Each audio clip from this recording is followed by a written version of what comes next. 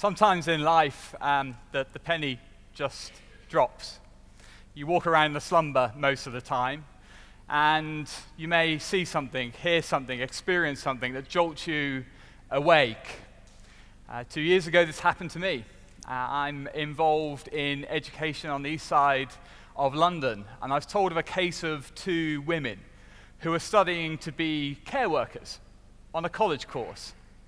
They were coming to the end of their course. The local benefits office decided that they should be actively seeking work, and naturally this started to intrude in their studies. They gave up, they left their course, they didn't get the qualifications, and this was a disaster. It was a disaster for them because they didn't become the care workers they dreamed of, get on a different career path, put their families on different trajectories. And it was a disaster for us. We need care workers. We have an aging society. We needed them to get those qualifications. How did I feel about this? I felt angry. I felt very angry. And then I started to piece things together. Started to think about the food banks. Over 1 million people getting emergency food packages per year. Over 1 million. In 21st century Britain. Then I did a bit of digging around. Did you know, in 2014, 1 in 5 job seekers received sanctions from the benefit office? That's money taken away from them, so they end up in food banks.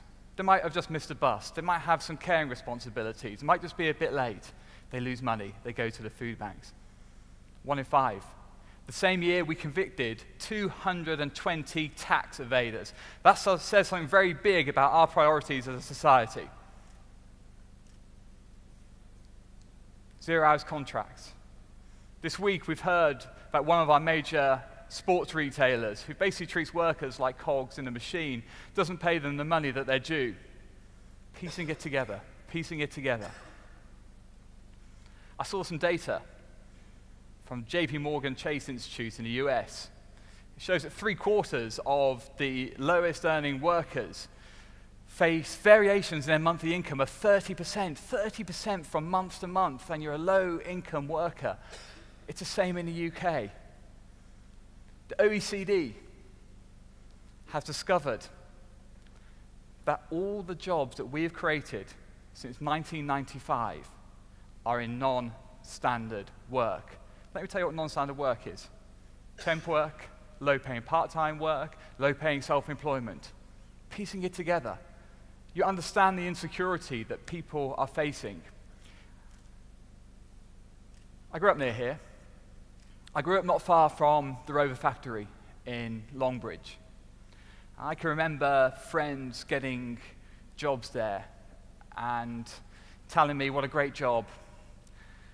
Good pay, good work, a job for life. Rover at its peak employed 20-odd thousand people. There are only 400 people on that site now. It wasn't a job for life.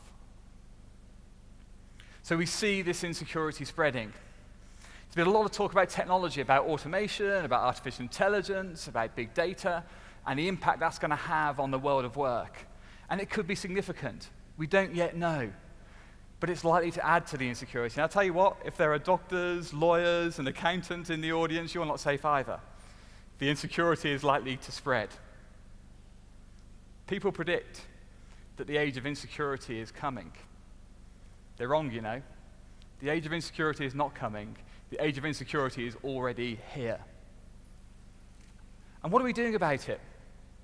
Our response is to set up a system of tax, of benefits, of tax credits that is so convoluted, so intrusive, so complex, so difficult, so coercive, that it adds to the insecurity. Adds to the insecurity. We should be pushing back against the insecurity. We're adding to it. So we're spending tens of billions of pounds on what is basically a patched up, broken system, a system that leaves 37% of children in Birmingham growing up in poverty. That's the system that we have created, we as a society have created. We indulge in rhetoric collectively about skivers and strivers and shirkers and people who are dependent, and we divide up And when we talk about people in that way, that's the sort of society we end up with. We end up with a society where potential care workers are taken off college work to find low-wage employment so they're getting the qualifications they need and we need. That's where we end up. We need something very different. This is not just about welfare.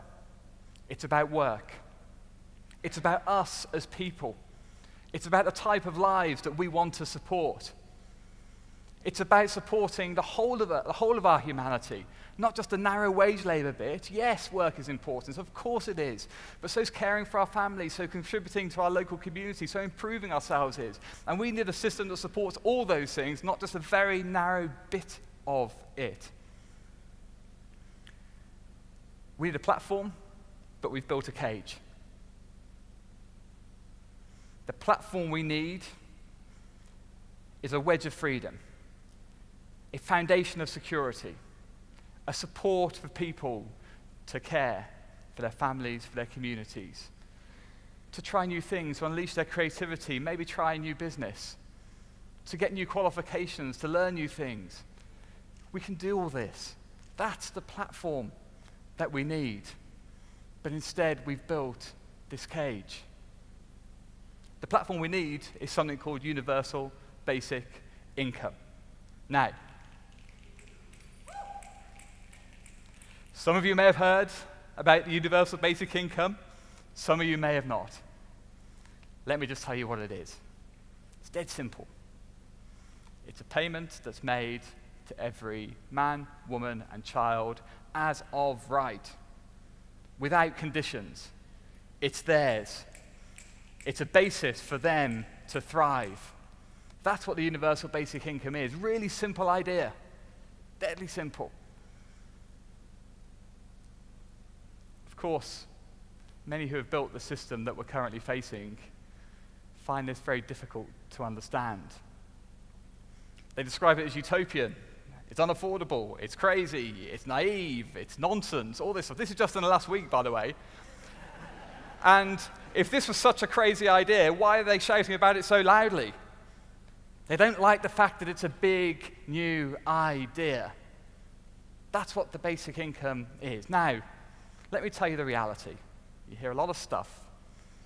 Let's talk about the facts. It's not unaffordable. At the RSA, we've done the sums. Lots of other organizations have done the sums as well. And for the same amount of money that we built this failing system with, the same amount of money that we've given ourselves in tax breaks, the same amount of money that we've given to corporations in tax breaks in the last 10 or 15 years, we can build a basic income. Fact. And it will work. How do I know? Because it's been tried. It was tried in the 1970s in a town called Dauphin in Manitoba in Canada. People got healthier. Mental health was better.